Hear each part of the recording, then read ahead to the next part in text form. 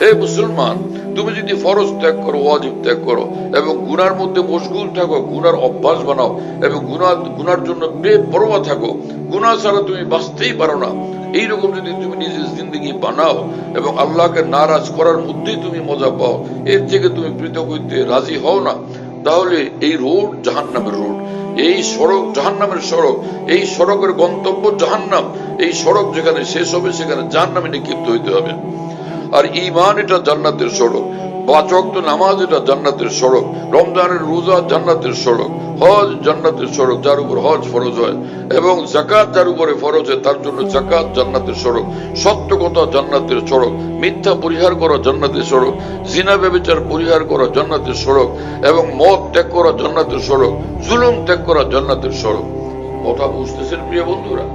আমার অত্যন্ত কষ্ট হয়, আফসোস লাগে যে মুসলমানদের কাছে আল্লাহর দ্বীনকে বুঝায় বলার মানুষের সংখ্যা একদম কম। তারা দুনিয়ার হইচই রই বক্তাদের স্টেজে উঠে দিলে এমন চিৎকার বাৎকার হইচই শুরু করে দেন।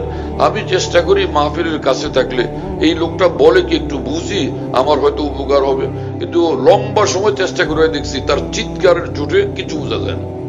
এরা এই চিৎকার দেওয়ার এই যে তরিকা, এই সুন্নত কোত্থেকে পাওয়া গেছে কিছুই জানি না। এটা কি আদম আলাইহিস সালামের তরিকা? এটা কি নূহ আলাইহিস সালামের তরিকা? এটা কি হযরত ইব্রাহিম আলাইহিস সালামের তরিকা? ইসমাঈল আলাইহিস সালাম, ইসহাক আলাইহিস সালামের তরিকা? এটা কি হযরত আইয়ুব আলাইহিস সালামের তরিকা? এটা কি হযরত ঈসা আলাইহিস সালাম, মুসা আলাইহিস সালামের তরিকা? নাকি মুহাম্মদুর রাসূলুল্লাহ সাল্লাল্লাহু আলাইহি ওয়াসাল্লামের তরিকা? নাকি তার সাহাবাদের তরিকা? আলেমের দিনের শান হবে যে আকাবির দিন, মহান পূর্বসূরি যারা দ্বীনের বহনকারী ছিলেন, দ্বীনের সম্মানিত মহান বাহক ছিলেন, তাদেরকে আমরা ফলো করব।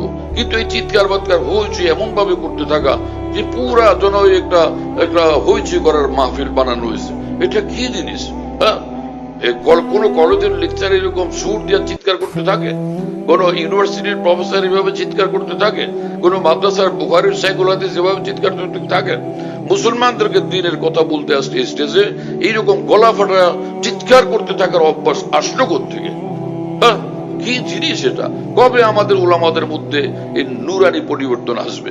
এই সকল ধান্দাবাজি বাদ দিয়া কবে আমরা কোরআন সুন্নাহর কথাগুলো সুন্দরভাবে মানুষদেরকে বলতে পারবো? মা কি কোনোদিন বাচ্চাদেরকে সুর দিয়া ডাকে? বাবা কি কোনোদিন বাচ্চাকে সুর দিয়ে এরকম ডাকে? এবং সন্তান কি মা বাবাকে এরকম সুর দিয়া ডাকে? কিন্তু একমাত্র স্টেজের বক্তাদের এই চরিত্র হয়ে গেছে অনেকের, যে অনর্থক ভাবে শুধু চিৎকার আর চিৎকার করতে থাকে, সুর আর সুর দিয়া ডাকতে থাকে। এই অভ্যাস কোত্থেকে আসলো? এটাকে পরিবর্তন করি, মুসলমানদেরকে ভালো কথাগুলো বুঝায় বলার চেষ্টা করি। এই উদ্দেশ্যে আল্লাহ করে তারাও জান্নাতের দিকে ছোটেন, আর তাদের সঙ্গে আল্লাহ পাক আমাকেও কবুল করেন। কথা বুঝতেছেন প্রিয় বন্ধুরা?